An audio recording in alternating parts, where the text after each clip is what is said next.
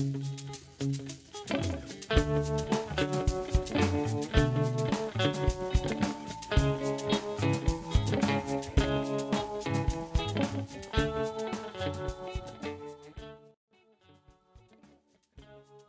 understand what I mean about him, this website is about embarrassing people. It's about embarrassing me if I'm wrong about everything, because look at how different my approach is to anyone else's. I'm saying that we have a Trojan horse,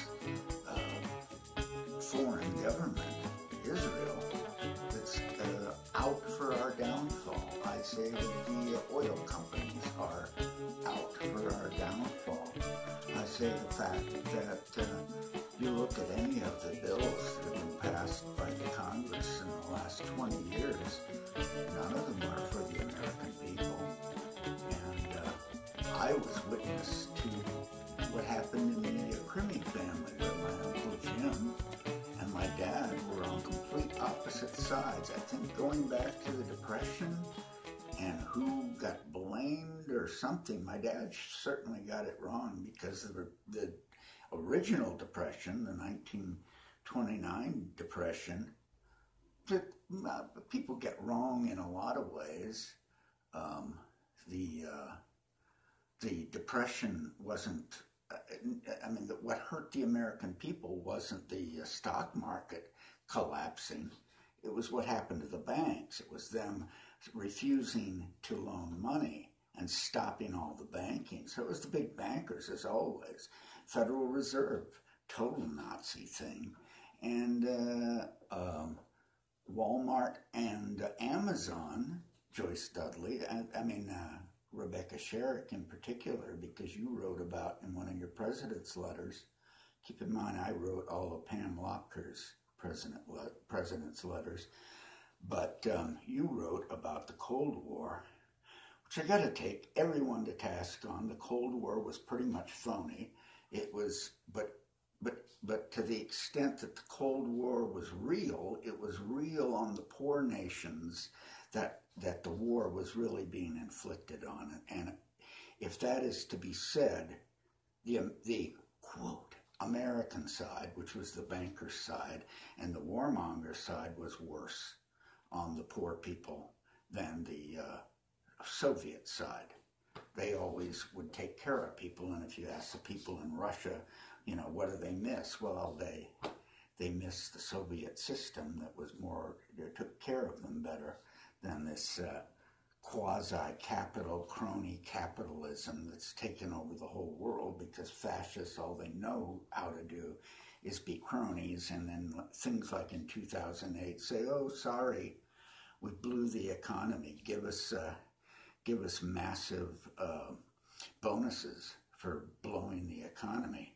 If that doesn't tell you, Rebecca Sherrick and Joyce E. Dudley, that we're living in a Nazi oligarchy, I'll prove the Nazi part by all of the companies that continued to support the Nazis during World War II, all the biggies, and the Jews, the European Jews, the Khazar Jews, never could have been rounded up without IBM.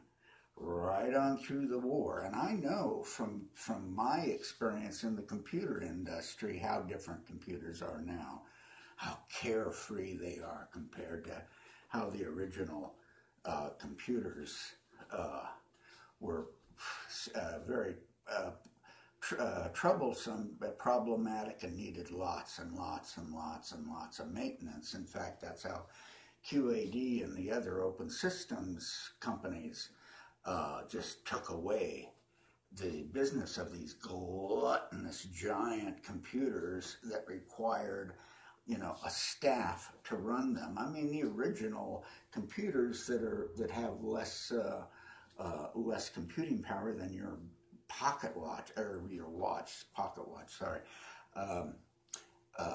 would require a whole building. But right now, what we've got is these oil companies, and like Jeff Bezos and the Walmart people. They're all these gluttonous Jabba the Hutt kind of characters that we can just poke into for all of our resources. So anyone who wants to talk about the Green Deal, my Green Deal ideas are the best that I've ever heard, where we take each county in the United States and we say that county has a duty and a responsibility to its population within the borders of that county to provide all of the fuel for all of the cars. We'll take and we'll convert them all to the different things, alcohol. I've heard about making fuel from algae, that's a real potential thing that would work in the desert and places, you know. It'll work everywhere. I think you can make alcohol using plants in all 50 states, and they're all carbon neutral because by the planting process you take up the carbon that is used by the cars. So each county should have the ability to produce all of the fuel for all the vehicles that travel within the county. I think that would make us all pretty rich. My goal would make every human walking around in North America worth about $100,000 a year just in walking around money, because that's how much we can take out of the commies, like Amazon is total commie. So you wrote about the Cold War. Nothing has been better for the worst communists, because Rebecca Sherrick, who you wrote about the Cold War, the worst commies ever that they told me when we were growing up. That's how they did the House on Un-American Activities, which is itself Nazi.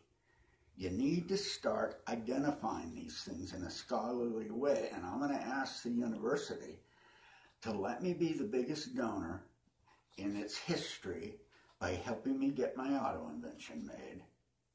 But here's what I want to say about Walmart and Amazon, because these are the things that purposely built up China, enslaving people to make junk for Americans that could have been made by Americans, always was made by Americans. And if it wasn't for the no good Republicans, all they've ever done is steal the big elections by gerrymandering and